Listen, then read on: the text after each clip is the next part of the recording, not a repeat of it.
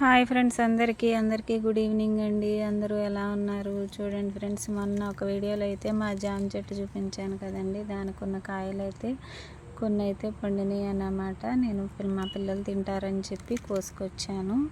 జామ పళ్ళు అంటే చిన్నపిల్లలకి చాలా ఇష్టం ఉంటుంది కదండి.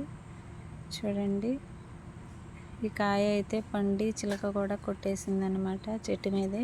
ఇలా చెట్టు మీద పండిన కాయలు అయితే చాలా టేస్టీగా ఉంటాయి కదండి. చూడండి, ఇంకా అన్ని కాయలు పండలేదన్నమాట, కొన్ని కాయలు మాత్రమే పండినాయి. చెట్టునైతే చాలా కాయలు ఉన్నాయి.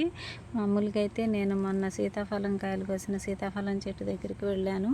మిగిలిన కాయలు తయారైనయేమో కోసుకొచ్చుకుందామని వాటిని కోసుకుని వస్తూ జామ చెట్టు దగ్గరికి వెళ్ళాను అన్నమాట.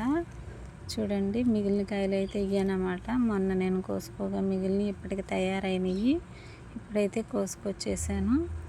మొన్న కోసుకొచ్చినవన్నీ చక్కగా పండినాయి, చాలా తీయగా బాగున్నాయి. మా పిల్లలు అయితే తినేసారు మొత్తము.